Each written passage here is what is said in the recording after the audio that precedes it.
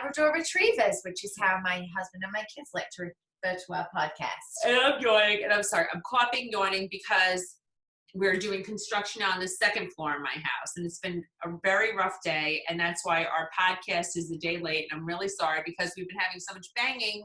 We have no... Not the good kind. Yeah, not the kind where I'm like so excited and my head's hitting the headboard, but the kind where... A construction worker falls through a wall. Yeah, it's absolutely terrible, and I cannot handle it. I don't know what's going on. Yes. They ruined my wallpaper in the upstairs, and yeah, they fell through a wall. At least my closet's really big. Yes, the closet's going to be fantastic when it's done, but the beautiful I think it's as big as this room almost. The library might be bigger. It could be bigger, yeah, for sure.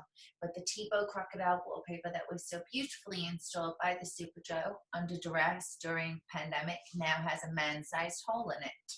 Exactly, but thank God we have extra wallpaper, so it will be fixed. You're taking this really well. Yeah, I think I can't take it anymore, and I've dealt with so much construction drama. You have construction fatigue. I do, like, and I'm just so exhausted. The energy to get stressed and about you know what? I'm anymore. just so happy it's Pride Month, and it's all about sparkles, rainbows, and fabulosity. I can't focus on those construction manly pain in the asses. No, today is someone that we are obsessed with, and he sang at the Pride flag raising in town. Yes, Robert Bannon, a big caviar dreamer, dream chaser. Yes. He's out with his new album. He is, and his voice, Unfinished Business, moves you to tears. His voice is magnificent, and he has chased his dream because he's really been a fifth grade history teacher all along. Yes, he has been a teacher. He put his dream on hold for a little bit because he was getting some setbacks, and then he was moved by enough Broadway show that he saw to get back out there and chase his dream. So I think his story is so inspiring because he really has an amazing talent. But even when you have an amazing talent, you can still have self-doubt that sets you back. And that could be the tuna fish to your caviar dream. Exactly. And I think that's what it is. And he went for it. He put on pause for a little while and then went back to it. Yep. Let's welcome in. Hi, Robert. Hi, Robert. We're so excited. I adore you so much. Especially Pride Month because Unfinished Business. So super excited. Your new album. You sang at the Pride flag raising in Englewood. Your song moved everybody to tears. Yes. You're so fabulous. But you've also chased your dreams after you put them on hold. So I just want everybody to hear your amazing stories. I was born and raised in New Jersey. My parents are not musical at all, 0%. Nobody is. I was like shot out of a cannon with my personality. They're so shy. And at 12 years old, I told them that I wanted to be a singer. And my parents did what all Jersey parents do. They took me to the mall. There was a dance class. Took you to the mall, what they said.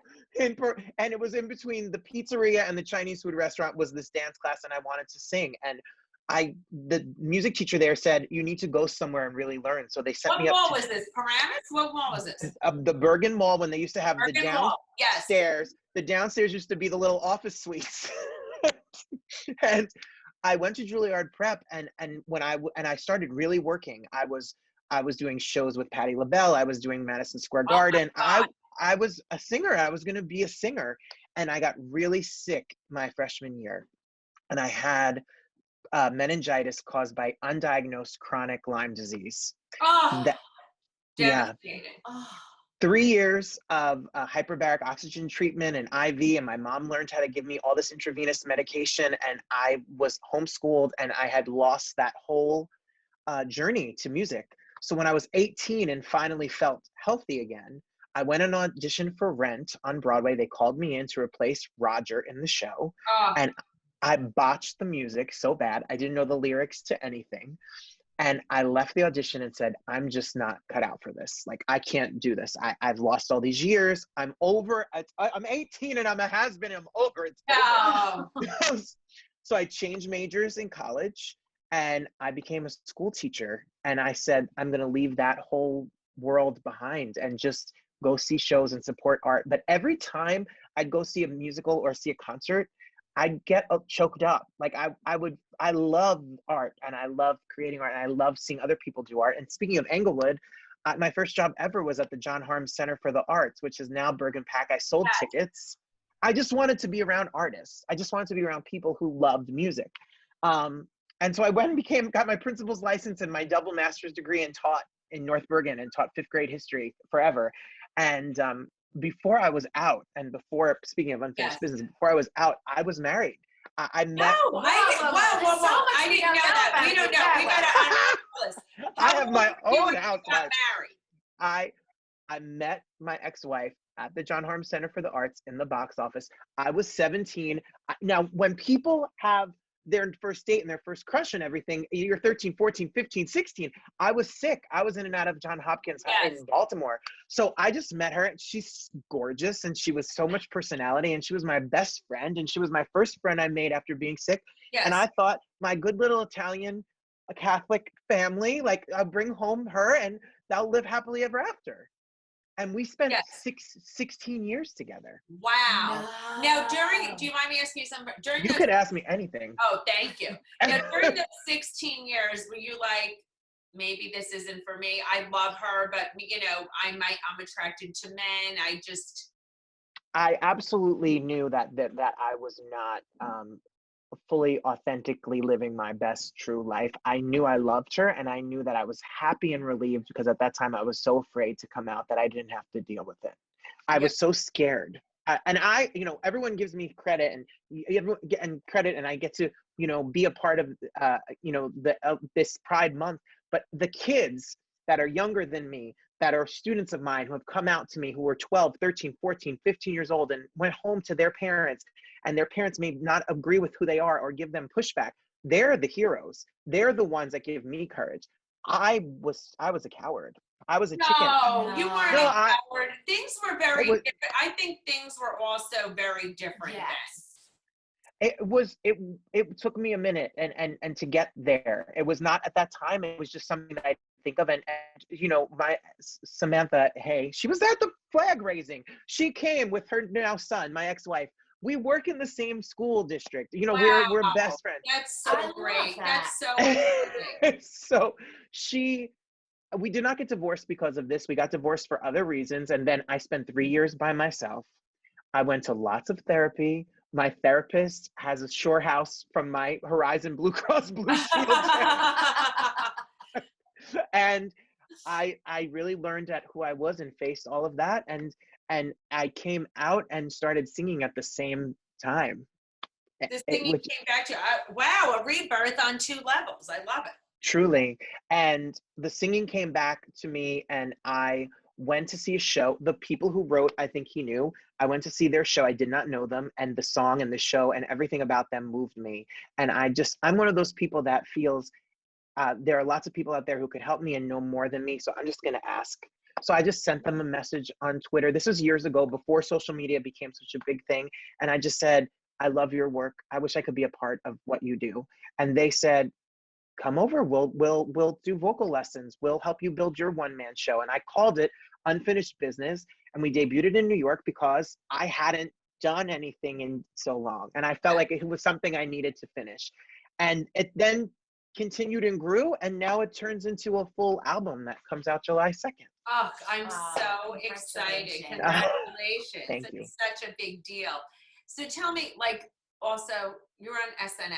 People's lifelong dream is to go on Saturday Night Live.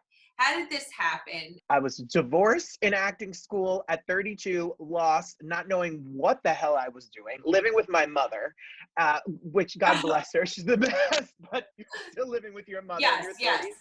And I was in the living room, and I got an email, and it said, available for SNL.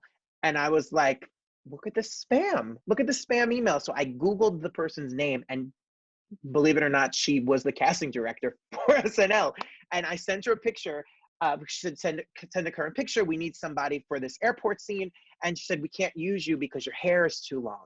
But we need blonde hair and blue eyes, but we need someone that resembles someone scary on a plane. They dressed me up in this tough clothes with this, looks like I'm carrying a gun on an airplane. It was when the TSA was not letting people in from certain places, and they wanted to show that me with my blonde hair and blue eyes gets through the TSA line. Yes, even, with the gun, and no one else can go through. Yes. So they wanted someone with a shaved head. And I said to her, listen, I've watched this show since I'm a kid, every Saturday night. I will go to Supercuts on Lemoyne Avenue in Fort Lee, New Jersey right now. And shave my head. And she said, I'll ask the director. And the director said, okay. And I went to Supercuts and told them to shave my head. she remembered me, and she continued to book me for the past 4 years. I've gotten to do everything from be in fake bands, to be waiters, to have real parts and real bits with people and work with also. It is surreal. It sometimes doesn't feel real because all of this is so different than what I have been used to for the first part of my life. It's such a blessing. Like, I'm so grateful to people like you both and everyone out there who listens to my story, because and I feel so passionate about when you lean into whatever you're called kind of to do, if it's television, if it's singing, if it's acting, if it's design and fashion, and like whatever is out there, it kind of is, it's hard, but it's easier because it's what you're kind of supposed to do. It feels right. So when I finally faced all the fears and insecurity that I had, it all wasn't as bad as I ever thought it was going to be. We could fix anything. So that's a problem, and we just made it work. So I'm just on my journey. I know. I love that. And I love that it's very full circle, because I feel like for you, living your best, full, authentic life came for you when you were honest and open with yourself, but it took you so long because there wasn't representation necessarily. And I think it's so amazing that now you represent for the kids you teach at the same time. So it's such like a full circle moment. Well, on a daily basis, since the song came out on June 2nd, the video came out on June 2nd.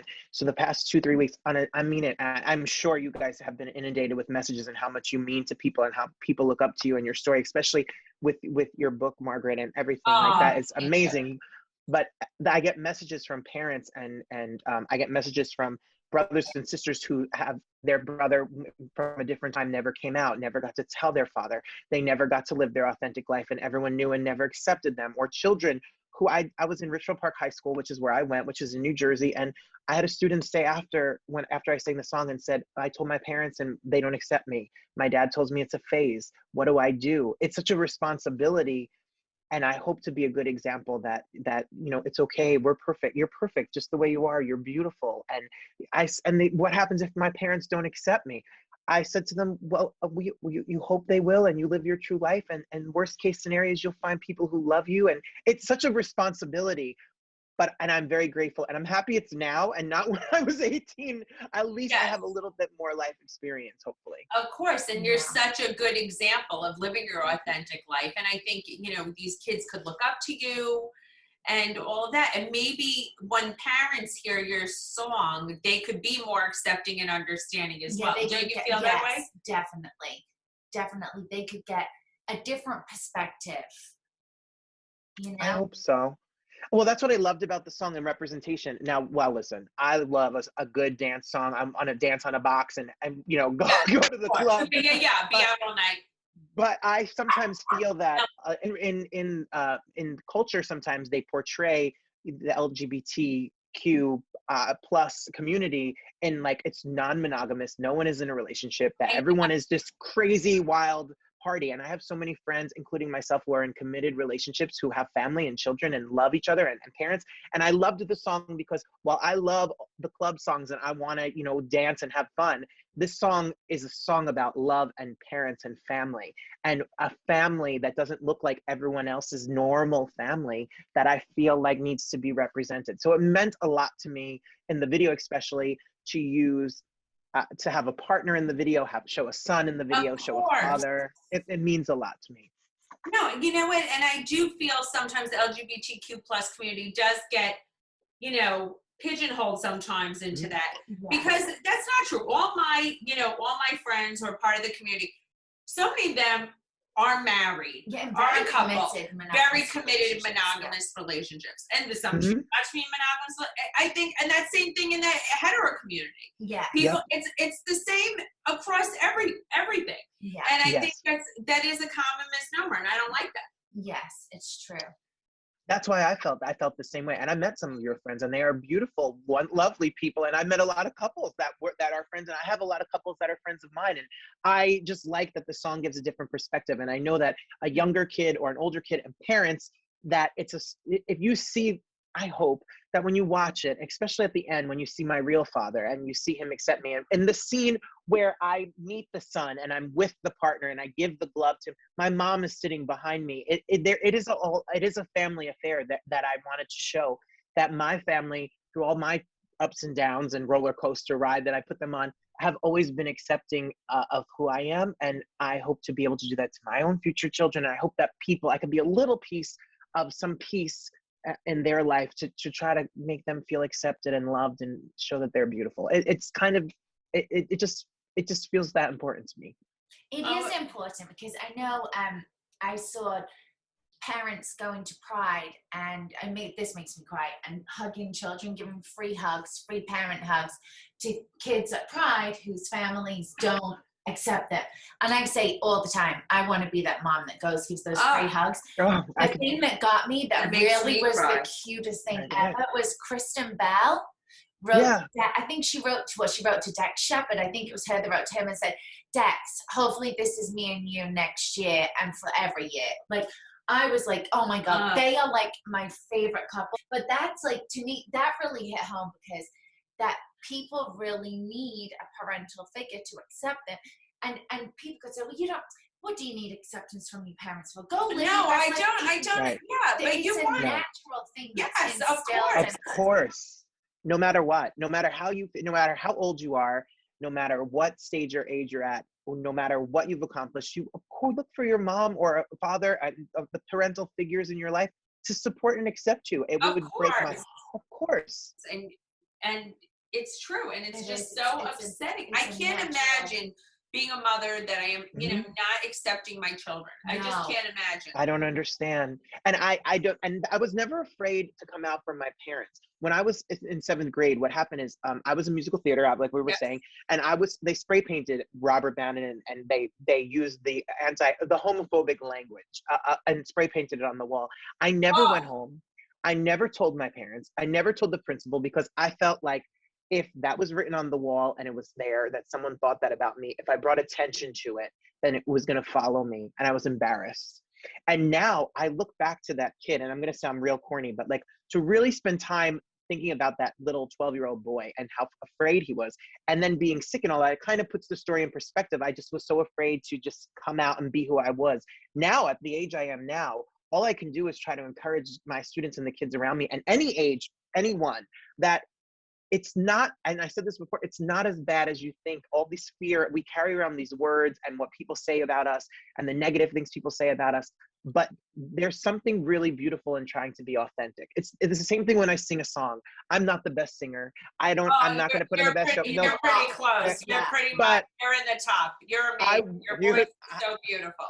Thank you. I want people to come hear my music or come see a show, and I want to have a conversation like I'm having with you now. It's like being in the living room. I just want to be authentic, have a conversation, share a moment with each other, because at the end of the day, that's really all we've got. I've got you, you've got me, and we've got each other. And not put on airs and pretend to be something we're not, because that's not any fun. No, right. And I think if you watch some of the best singers in the world, like when you watch the Barbara Streisand documentary, you realize she's so down to earth. She's not what you think she is. Who would be your dream person to perform with? Yes. Okay, don't think I'm that cheesy.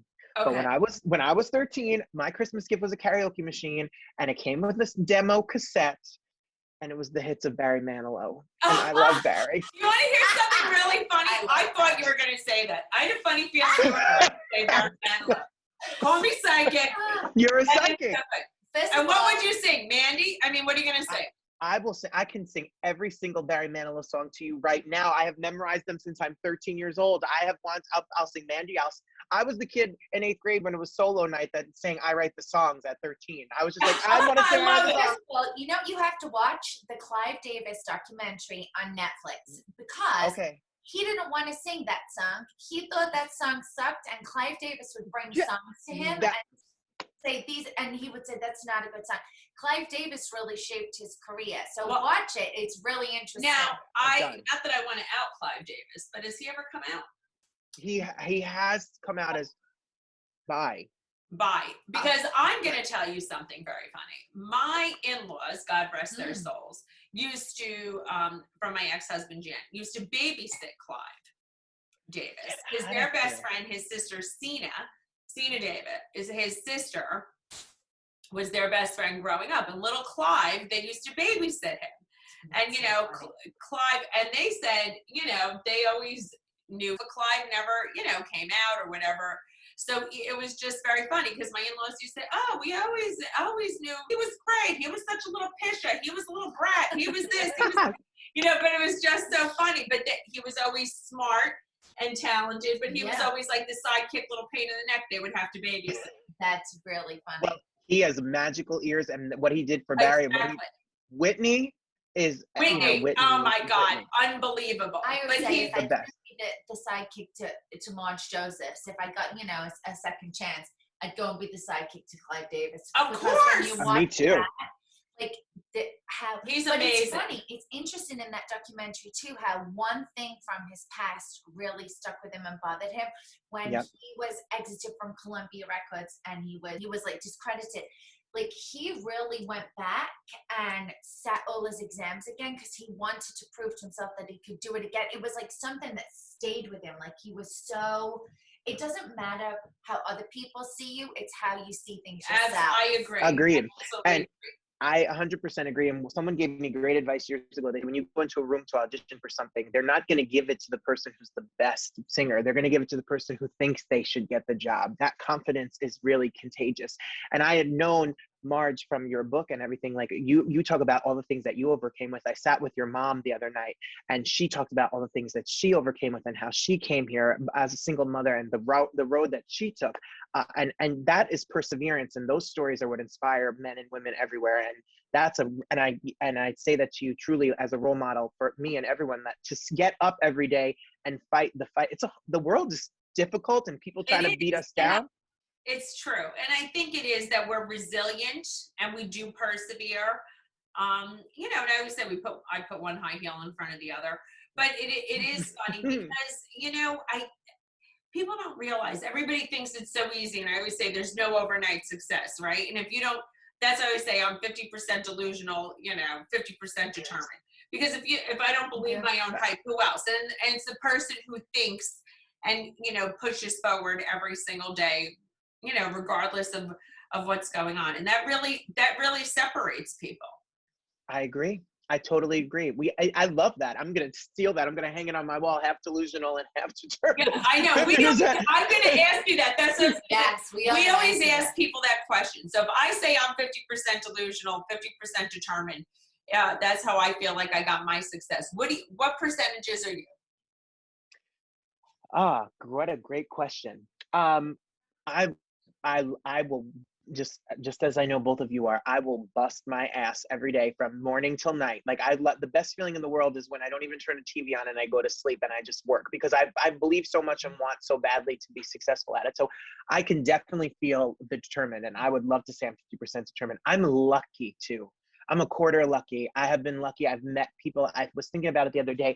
For this to be done, this is what it looks like. For this little album to be done, so many things had to line up that it stops me, where I stop myself and think like, wow, what lucky, whatever the word is, that is, I feel great gratitude. You worked hard, yes. And then I'm 25% nuts. You use the nice word. You use the nice word. I am nuts. I just want to, I am 100% like, let's go.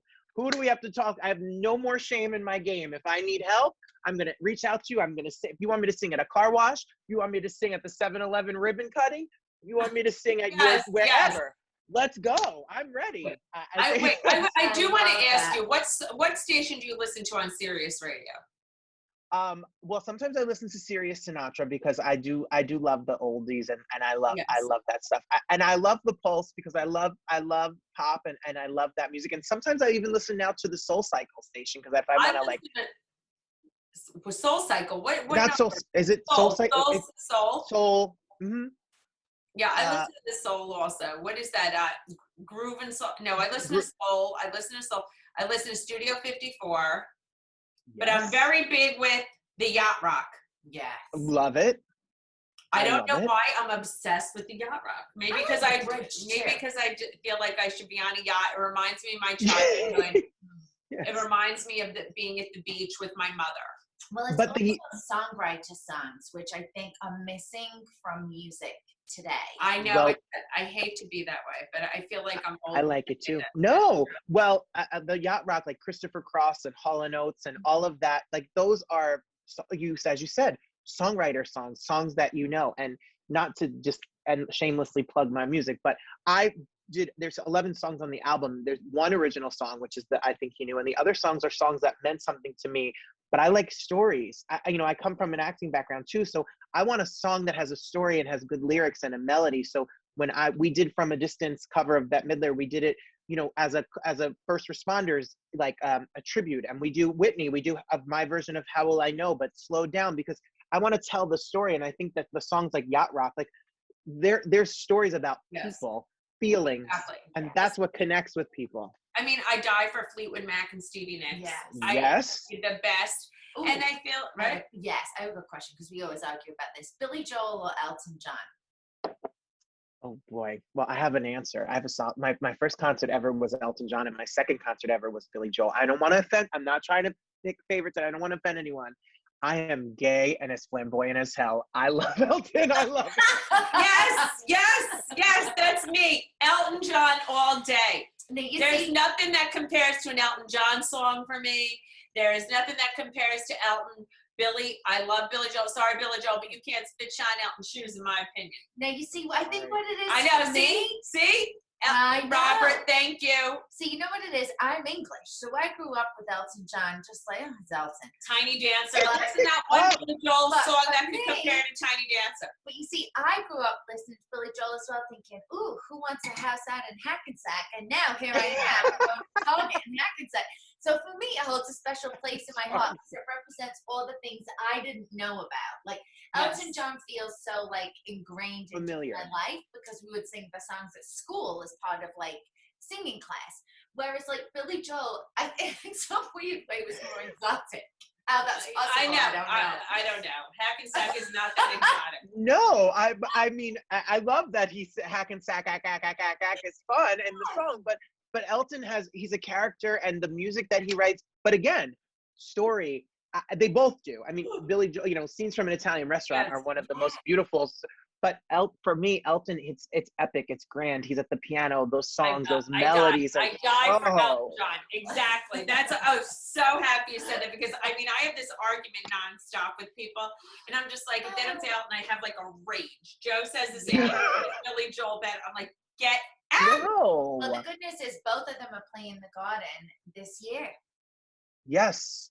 Well, I saw the Farewell Yellow Brick Road concert in the Garden with my dad. We went together. We did it. We gave him tickets for Father's Day, and I have never. I'm there. I have to see it again. I can't picture Elton leaving and retiring. Please don't retire. I need to. I do a lot of songs of his in my shows. It's a fake out. All these people fake out with these retirement tours. They come back once again. Sell the tickets. I know Cher's still retiring. I know. She looks unbelievable, but I just feel like I just don't like everyone's getting older, and I do think Taylor Swift, her songs are very songwriter songs. Yes. And I think that's why they're so well received, and they are magical, and people love them. So that makes me happy. Yeah, and also Olivia Rodrigo, who is very new on the scene. I think she's got she comes from a songwriter perspective, and I like that she's catching up. Listen, I love a good dance. There's no. Me too. I love it. Listen, we could dance all night. You know the way I feel about it. Also, we love a good dance party. But there has to be a Carly Simon, and Joni Mitchell. That's what I grew up. King. Like, how can we not have those people? My mom woke up every day when she made breakfast. She'd play Carly Simon's greatest hits. I hear those songs coming around again, and You're So Vain, and all of that.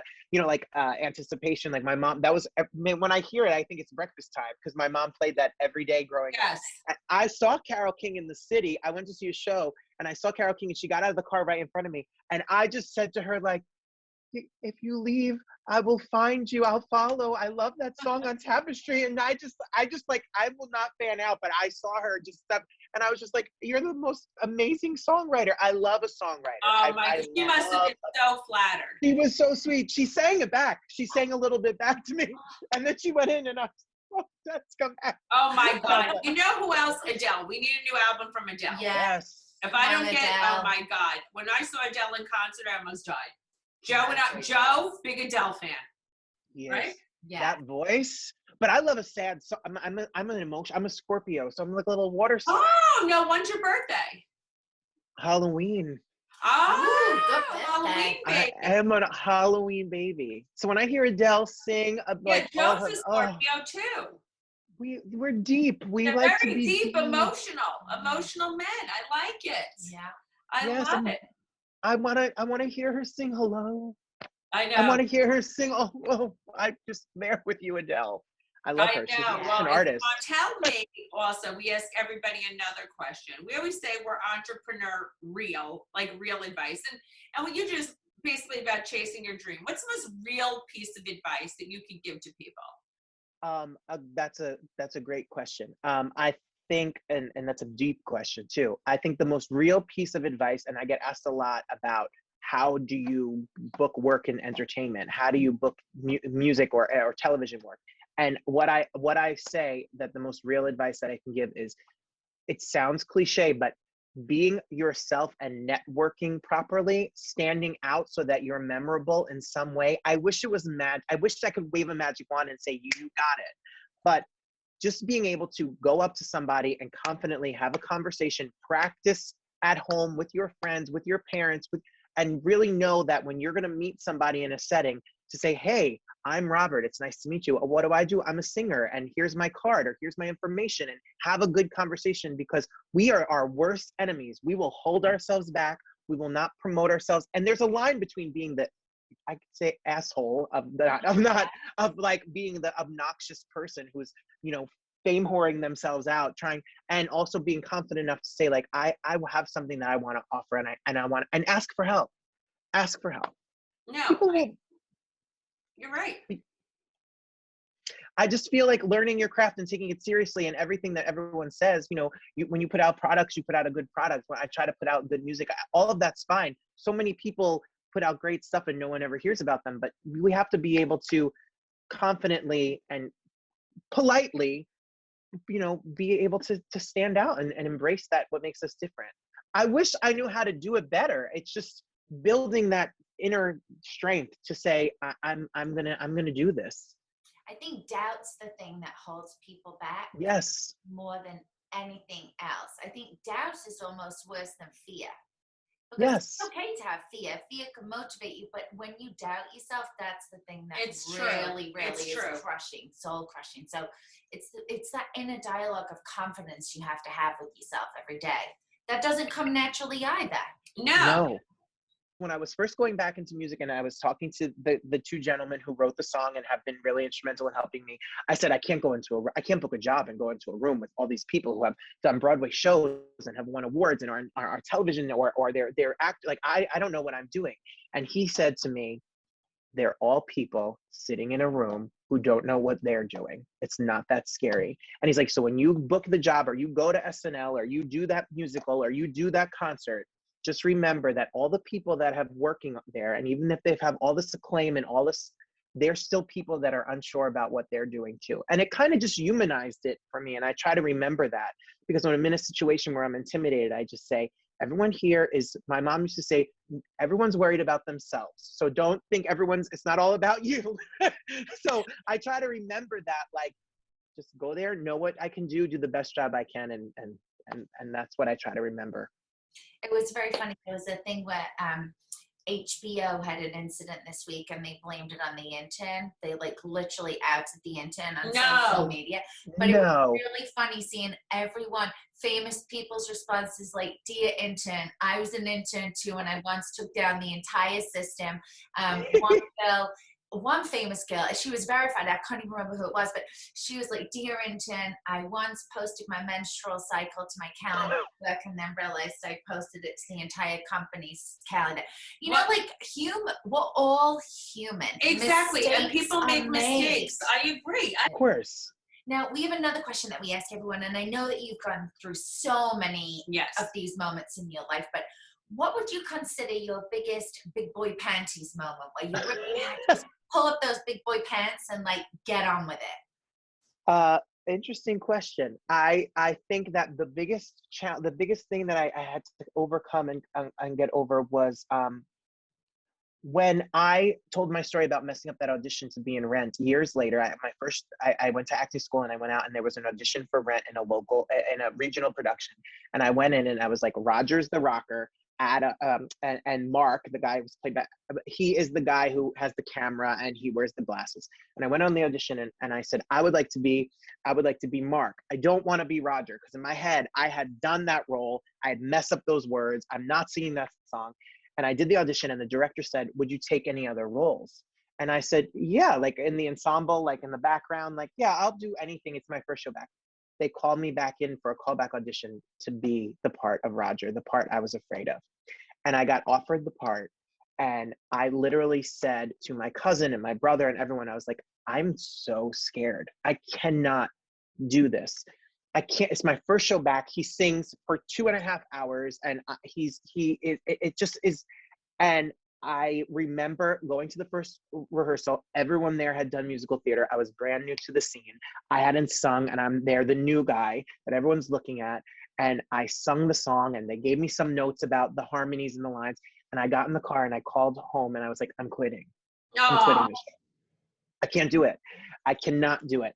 And then, and I give a lot of credit to my brother. My brother is Sean and he's younger than me and he's the total opposite of me.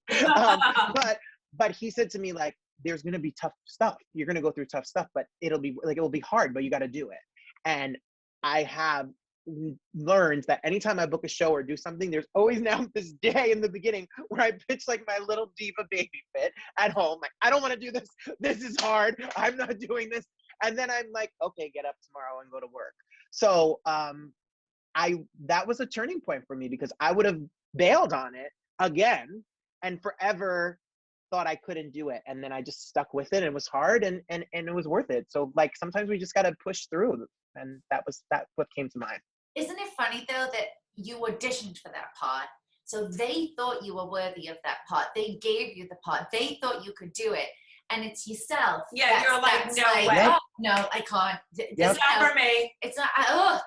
That's the funny thing about it, that inner dialogue and that confidence and that, oh shit, that's what sets people apart. When the going gets tough, the tough get going. It's true. Yes, true. So true. Who's going to stick in and hang in there?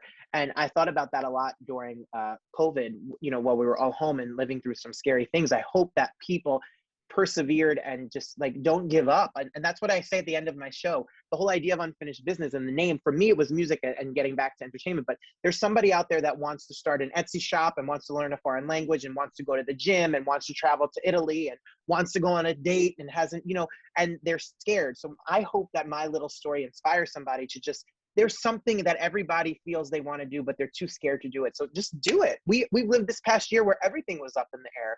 We don't know what tomorrow's going to bring. So if you have this desire, just maybe you'll fail. Maybe you'll fall flat on your face. And maybe you'll end up talking to you guys here today. You never know where the road is going to take you. So I hope that that's, the music's great and the album is great and I'm happy to sing it. But I hope that when you leave, you really feel that little boast of confidence. Like, we got you. We're going to get through this together. Oh, I love that. Come and see the show. I know. I cannot wait either. We're so excited. And we're so thrilled you. we're on here today. And Thank you really you so have much. inspired so much. You really even inspired us today. For sure. You are such a listeners. breath of fresh air. I'm so happy you came into our lives. No, I love you guys. I love Mart Senior is my girl. That Mart Senior, she's so cute. Mart Senior is my girl. We had our chat. She is the sweetest. I love everyone that's around you, and the people around you are just so bright, light, and such good energy.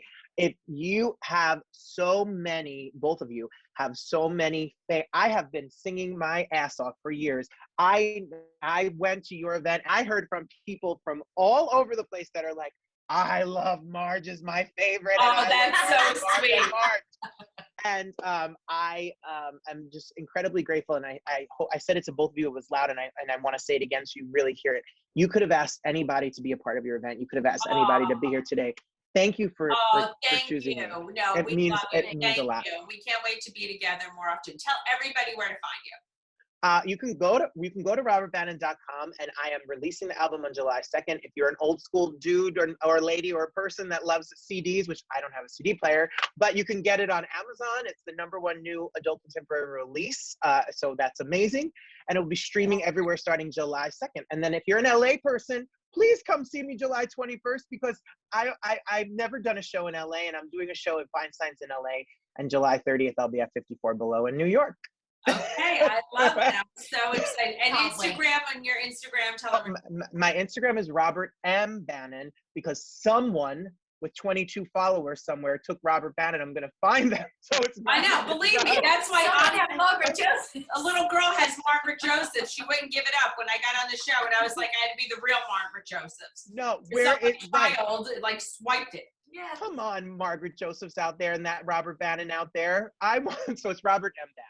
So come say hey, say hello, and I'll show you some love back, I promise. Great. Thanks so much. Thank you. Thank you. You guys are a pleasure. We'll Mwah. talk to you later. Love Thanks, you. Talk to you Robert. soon. Bye. Unbelievable. He's up, by the way, his energy is infectious. I'm obsessed with him. Love him. He's so good. He's so talented. He is. I think he inspires so many people. I feel very inspired from that conversation too. Me too. I feel like that's getting me moving in a lot of our business things. I'm not even Yes. kidding. And you know what? I love what he said about the LGBTQ plus community, that they do get a bad rep. Just like that one thing about monogamous relationships and everything else. Yes. And it's true. And that's absolutely ridiculous, because so many of my friends are married Yeah. and have beautiful relationships and have children. And I do think that's a common misnomer. So, you know, it doesn't even click to me sometimes to think that way. No, I know. And it's funny. I read an article this morning that talking about people capitalizing on the material gains from Pride Month. So, like, you know, there's a very fine line between being a great ally and, you know, embracing Pride Month and doing everything, and then selling as many rainbow things as you can to capitalize on the month. Like that, it's a very finite line, and it was a really interesting article. And I have to finish it tonight, but it was saying, like, you know, supporting, bringing awareness, advocating, being a great ally are so important. And the message sometimes now is getting lost through the crazy, you know, that Hallmark generation of like, the shopping experience of let's get the sparkles, the rainbow, let's get this, let's get that. Exactly. Yeah, I know, so that's not what it's about. It's a very funny, it's a weird thing, because it's great to walk into Target and see a whole Pride section. I think that's amazing. But at the same time, it's important to have the merch, and it's a great month. But while you wear the merch, be a good ally, or you know, educate people, bring awareness, be accepting. You know, do the work while you wear the merch, I guess is the best I like way. that. Do the work while you wear the merch. I think that's the best way to look at it, you know? Yes, and everybody, please listen to Unfinished Business, because his one song, which I'm so crazy about, I Think You Knew Me, which is will bring you to tears. It is so sweet. It's great for parents to listen to. It's great for you to listen to. I think you'll just absolutely love it. And his voice is incredible. Yes, it'll move you to tears. You'll just absolutely love it. Well, thank you, Caviar Dreamers. I hope you enjoyed another Pride episode this month. You can find me at The Real Margaret Josephs. And you can find me at The Life of Mrs. B. And the podcast is every Wednesday. Although, sorry, this week it's Thursday. We're very naughty. Yeah, because someone fell through my wall. Really freaking hard. Yeah, sorry about that, guys. Rough day. But you can find us at Caviar Dreams, Tuna Fish Budget, everywhere you find your podcast, Apple, Spotify, Amazon, everywhere. And also same place on Instagram and YouTube. Yes. Keep dreaming, Caviar Dreamers. Keep dreaming, Caviar Dreamers.